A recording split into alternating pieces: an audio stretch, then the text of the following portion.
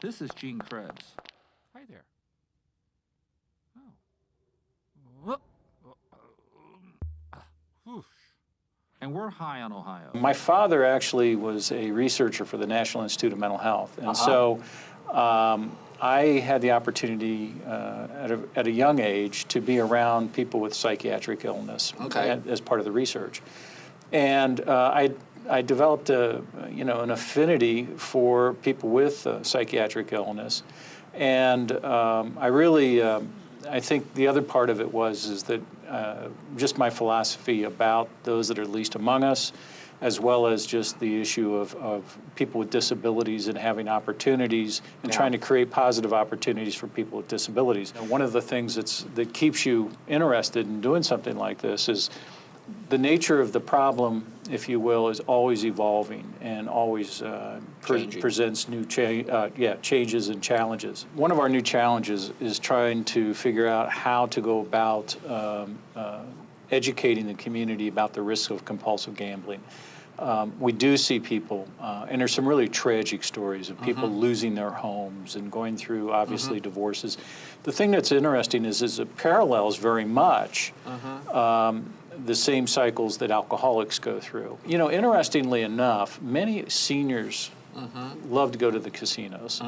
And one of the things that I think we're going to really try to take a look at is how do we better educate seniors with fixed incomes on the risks of perhaps too frequently going to play those slot machines. We know that rates of mental illness, the prevalence studies will tell us certain statistics about 1 in 4 may experience a mental health challenge, 1 in 100 may have a major psychiatric illness.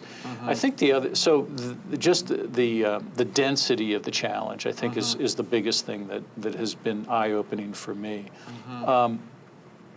But I think the other thing is the compounding effects of poverty in urban areas. And then the diversity. The disparities of funding have really been problematic for really the last 10 years. And I know it's something that the current state director, Director Plauck, has tried to address and is continuing to try to address. Almost every day there's an article about the state of education, public education, the cost of colleges, but we don't, and you remember back during the days of legislature, we talked about coming out of the DeRolf decision, how we were going to build all these new schools and we're going to upgrade, and the state of the schools in many communities was terrible.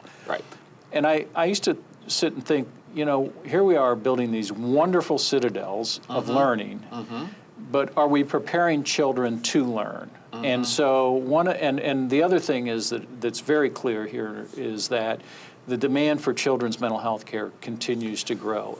What I consider the growing culture of negativity about mental health care in Ohio.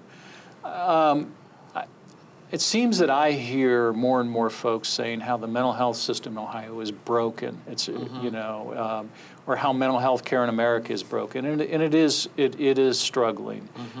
There are cracks and fissures, so to speak. But I think it's also just about the culture of negativity. When something goes wrong in the mental health system, it tends to be horrific. And it's tragic. Catastrophic failure. It's not a slight failure. It's a complete catastrophic failure. It is a catastrophic failure. And so what I try to remember is that every day that 90% of what is going on for people with mental illness and the opportunities for people to recover from addictions is working well. Because if I don't, how can you offer people hope if the people that are responsible for providing the opportunities aren't hopeful? I did 7 years as a caseworker, and I realized that my interest lied somewhere else, and I went and pursued that academically because it isn't a well-paying job. And so it is tiring, and there is a limited lifespan, if you will, unless people can progress. I do think, interestingly enough, as we're getting older, that over the next 5 to 7 years, you're going to see a transformational change in the leadership of the public finance mental health system, just because people like me are aging out. School mobility is a huge problem in the urban communities, and I think the other part of it is that the concentrations of poverty, while poverty is not obviously a mental health disorder, the consequences of poverty can create mental health disorders.